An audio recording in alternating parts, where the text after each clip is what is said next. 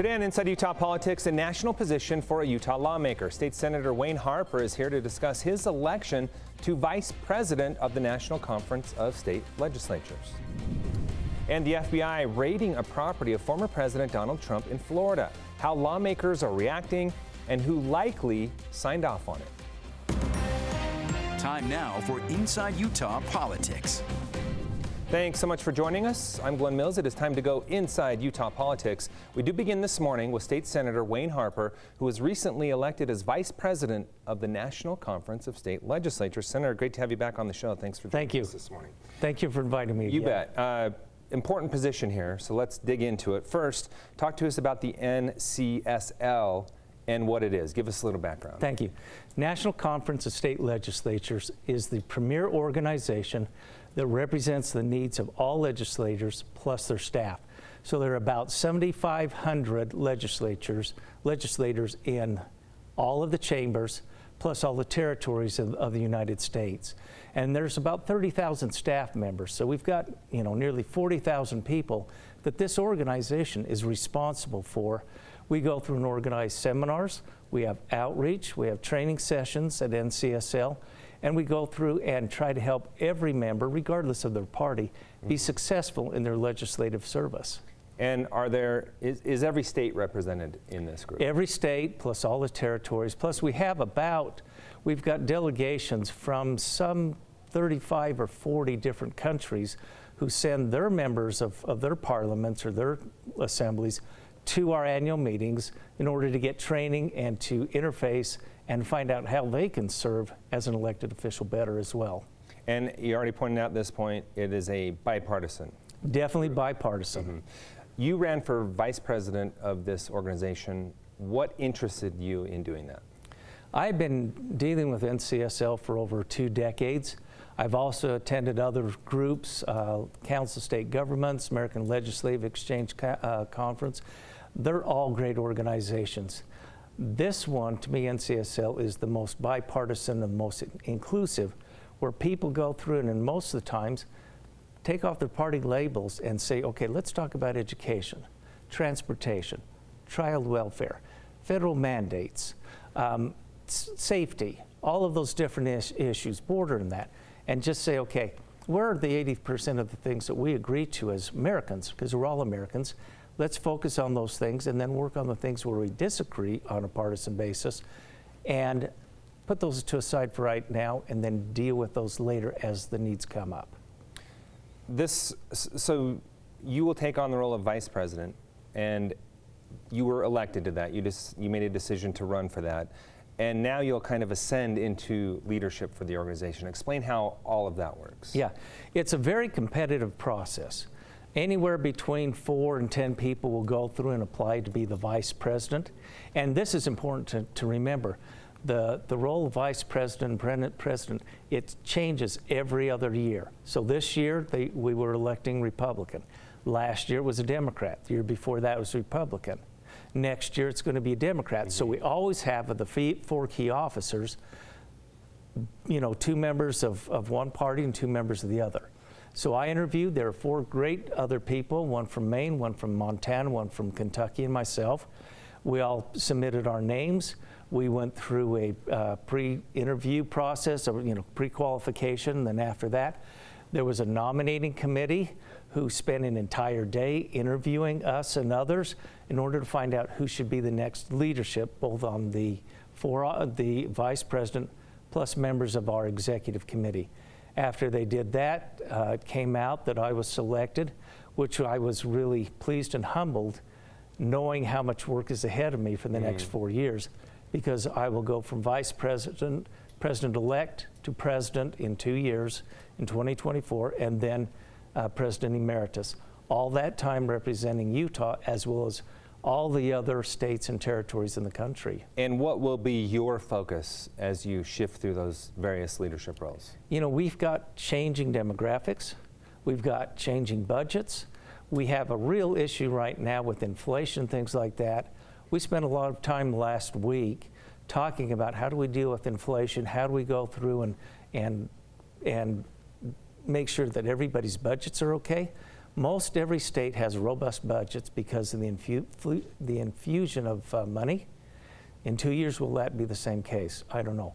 So budget, but most of all, I want to focus on the fact that we are Americans, and it's time for us to come together and not say, he said, she said, pointing fingers at each other.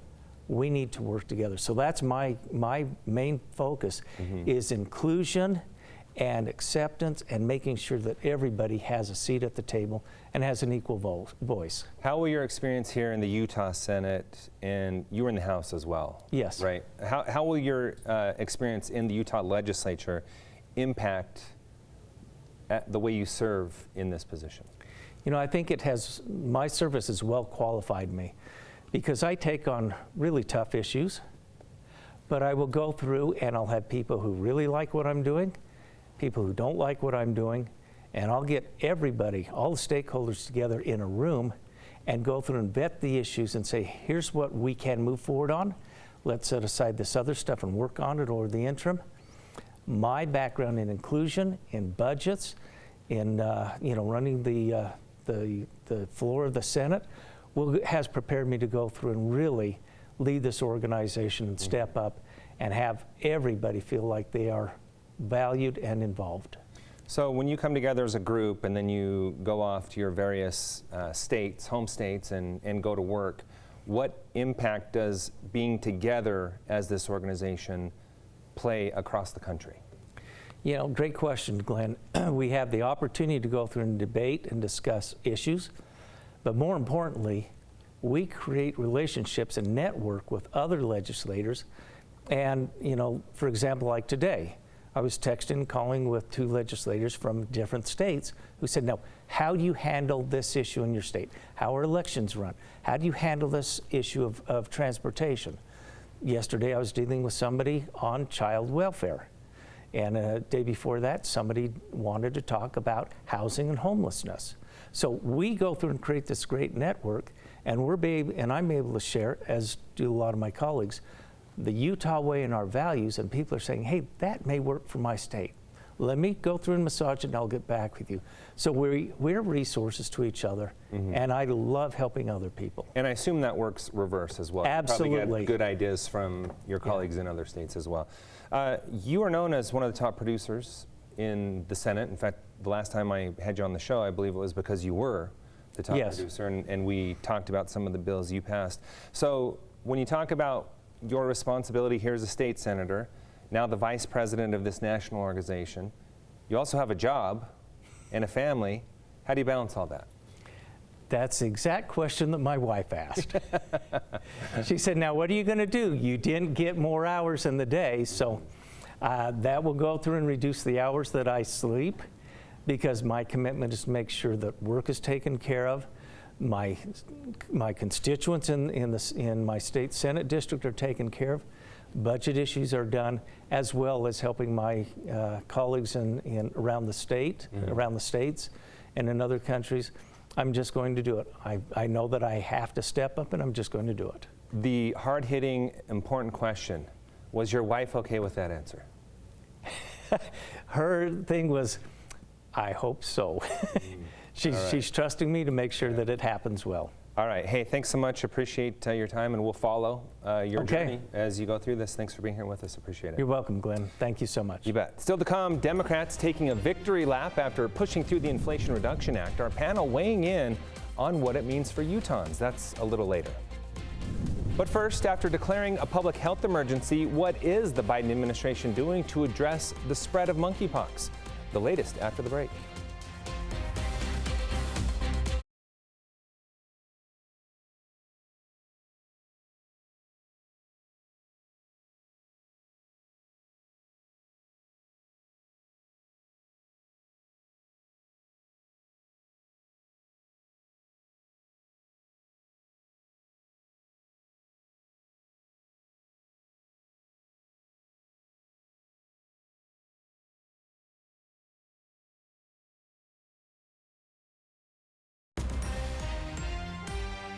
Welcome back. Former President Trump's Mar-a-Lago estate was searched by the FBI, Trump calling it an unannounced raid. The FBI search and investigation reportedly related to the potential mishandling of classified documents. Washington correspondent Alexandra Limon has the latest, including reaction from Capitol Hill. On Monday, while former President Donald Trump was in New York, the FBI searched his Florida estate. And I want to know what led to this. I think every Republican believes that the FBI, when it comes to Trump and other organizations, have lost their mind. Republicans, including Senator Lindsey Graham and Congressman Jerry Carl, condemned the raid. I'm really confused why anyone would do that to any president. I don't care whom the president is. I mean, there is a respect that goes along with that office. Because this is an ongoing investigation, the FBI isn't commenting on the search, and Democrats say they're not involved.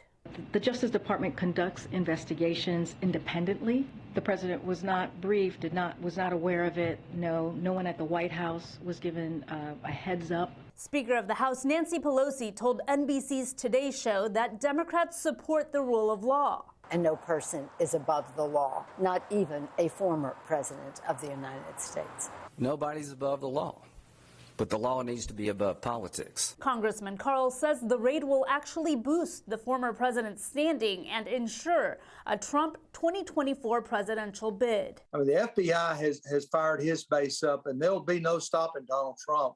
In Washington, Alexandra Limon.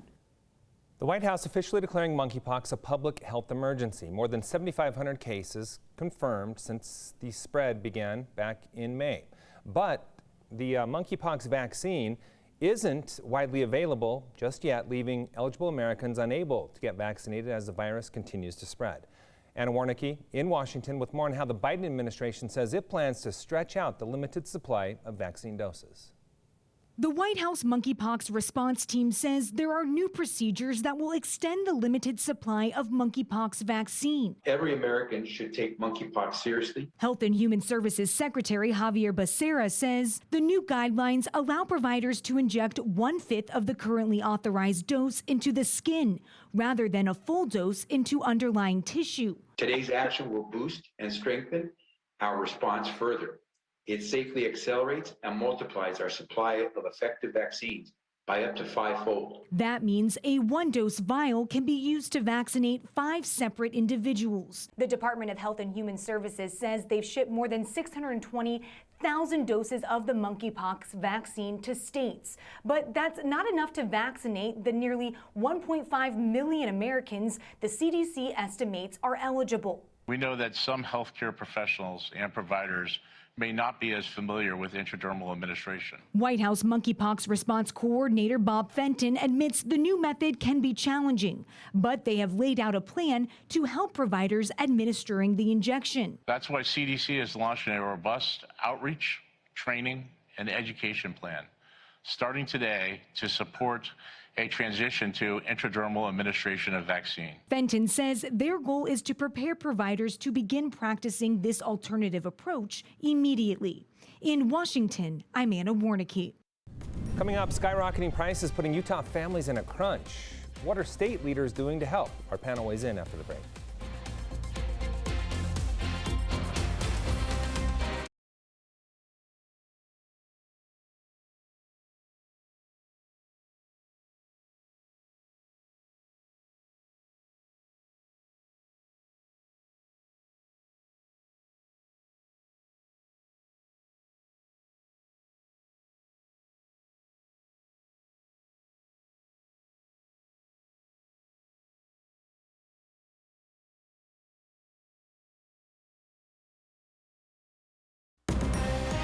You're watching Inside Utah Politics. Time now for a closer look at some of the big stories of the week with the Inside Utah Politics panel. This week we have State Senator Derek Kitchen and State Representative Candace Prucci. Really glad to have both of you on the show. Thanks so much for being here. Let's start off with the Inflation Reduction Act. First off, just your assessment of the bill. Representative, let's start with you. Well, I think the title is a little bit disingenuous on this bill to call it the Inflation Reduction Act. I mean, when you look at what this bill does, it's going to do anything but reduce inflation. It increases taxes by raising corporate taxes. It increases spending. It hires more IRS agents. Generally speaking, all three of those things don't typically reduce inflation, especially as we're at the beginning of a recession. And yes, it is a recession. We have had 2 quarters of a fall in GDP growth. And so I think this bill, while there were a lot of policies that they attempted to address in there, it is not honest to call it the Inflation Reduction Act, and I think they could have done a much better job, but that's how they're messaging it now. And what I really think we need at the federal level is we need to be controlling and stopping out of control government spending. We need to be focusing on our energy independence to bring down those gas prices, and tax cuts to provide relief for our families and individuals in our country, and this bill does the opposite of that. Senator, your thoughts on the bill as it passed? You know, I'm really proud of the congressional Democrats. I mean, Americans are hungry for their federal government to take action on inflation, and that's exactly what they're doing with the Inflation Reduction Act. So I'm really proud of Democrats. Obviously, you know, this is the most significant drawdown on our federal deficit in almost a decade. This will directly impact the quality of life for Utahns and Americans all over the country, especially when it comes to our medication, the way that we engage with our economy, the opportunity to make meaningful investments in addressing climate change. I mean, if we're talking about security for American people, at the end of the day, there's nothing more important than getting our hands around climate change. And so, honestly, I'm really proud of Democrats. Americans have been hungry for leadership in Washington for a long time. And so exactly what we've gotten out of Biden and the congressional Democrats is action, so I'm proud of them. Representative, you talk about some of the policy in this bill. How would you like to see that addressed if this isn't the way to do it? So again, we can have a separate discussion on prescription drug pricing. I'm the Vice Chair of Health and Human Services. We have a lot of discussions around this policy issue. We can talk about climate change and how that can be addressed, but neither of those policies reduces inflation. And that is how this bill is being messaged. The massive increase in IRS employees that are being hired on for this, for an incredibly complex tax code, is going to put a crunch again on middle-class America. So I honestly don't think any of this would have been if I were to say an Inflation Reduction Act. A lot of that would have come to reducing taxes, again, stopping government spending, and reducing our debt, obviously. But I just think this is the wrong approach. And I will also say this: President Biden ran as a middle-of-the-road, moderate to the Bernie Sanders, Elizabeth Warren, and as president, he has done just the opposite with extreme left, aggressive policies, which you're seeing in the outcomes of the votes. Not one Republican was able to vote for this bill because there was no effort to make it bipartisan. Senator, a couple of things. First off, this is the debate that we're seeing play out on this from both sides. You say it will reduce inflation. How so? Well, we're drawing down the federal deficit. Like I said, this is the most significant payment toward the federal deficit in nearly a decade, since the last time we had a Democrat in office, Barack Obama. So that is going to have a significant impact there. You got to keep in mind, in July, you know, we had inflation growth at 0%. We had just 67 days as of today of a continued reduction in gas prices in the United States. And so the country is on the right track. And the fact that Democrats in Congress are taking meaningful action that will take long-term investments in climate change and energy independence, and the opportunity to make sure that American families have a fair shake when it comes to Medicare negotiating drug prices. There's real opportunity in this legislation. I'm so proud of Democrats for taking action. Of course, it's not done yet, but we have been negotiating this back and forth for months, and it's about time that something is done. A poll out this week by ABC News shows that 2/3 of the country still believes the economy is on the wrong track. Here in Utah, I know both of you would tell me that families within your district are feeling the effects of high gas prices and high prices at the grocery store. On a local level, what needs to be done and what is being done to address that? Representative. So just to set the table here, I completely agree, Glenn. I have the second youngest district in the state, and quite frankly, the prices right now are unsustainable for families. The senator mentioned that gas prices are coming down. Thank heavens they are at record high, and they still are at record high, and they could be much lower if this administration would take advantage of more of an energy independent focus in their policies. Utah families right now are paying anywhere to an extra $700 to $900 a month For an elderly couple on a fixed income, for a young family, that is unsustainable. We have a lot of people are starting to tap into their credit cards to just buy groceries and gas, and we can't have that. So you ask, what can we do at the state level? Obviously, there's the overarching federal policy that we're operating under, and what they do does have economic impacts in our state. But what we can do at the state level, and some of the things we're talking about, and I have a bill right now that would actually lower the income tax rate and do a one-time income tax credit. We are going to have about a $1.3 billion one-time surplus coming in, and we need to do as much as we can to get people's hard-earned money back into their wallets. So that's one option. Another thing we're looking at is over 90 entities are proposing tax increases. I mean, that goes from your counties to your school districts.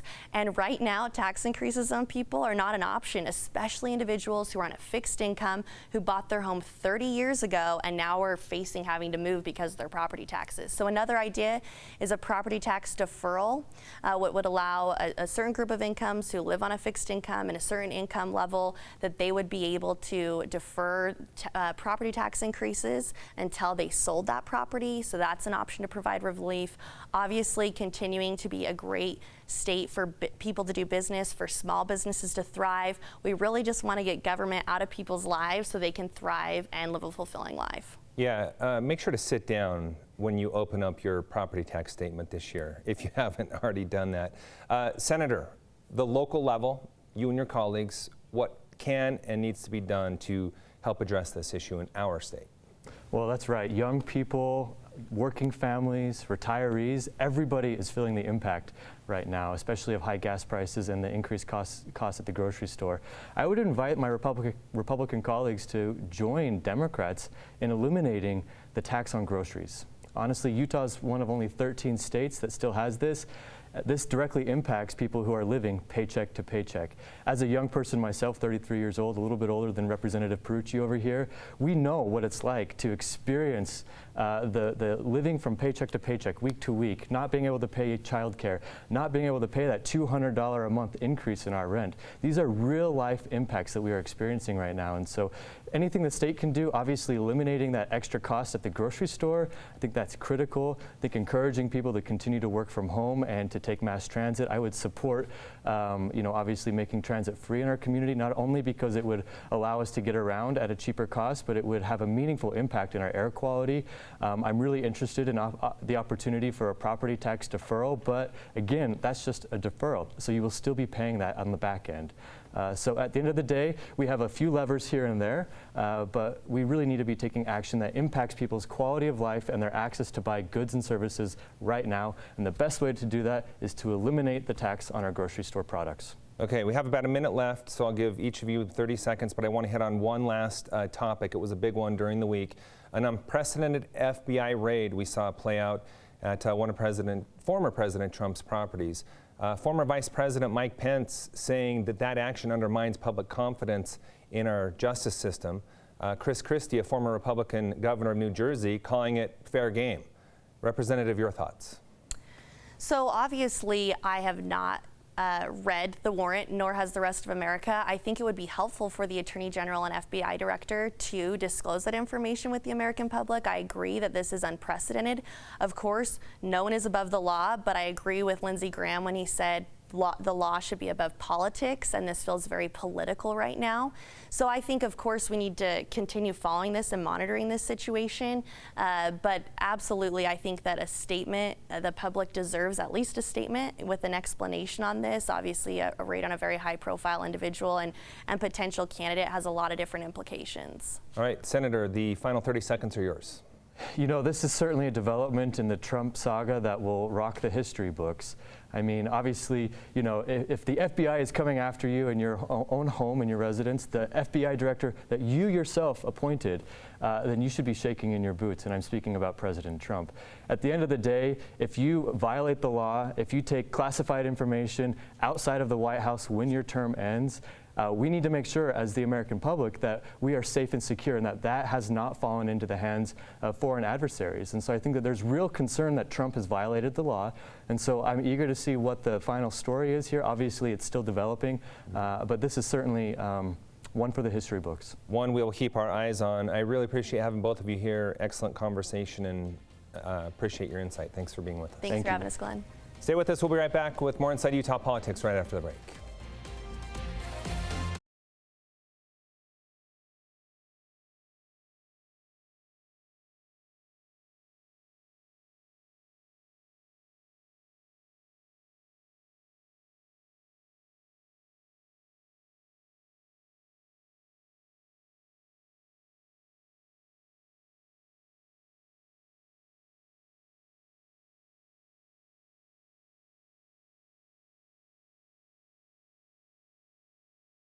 We leave you now to look at what's on the radar in the world of politics. Congress now on summer recess. The Senate returns on Tuesday, September 6th. The House a week later, Tuesday, September 13th. And then the general election is set for Tuesday, November 8th.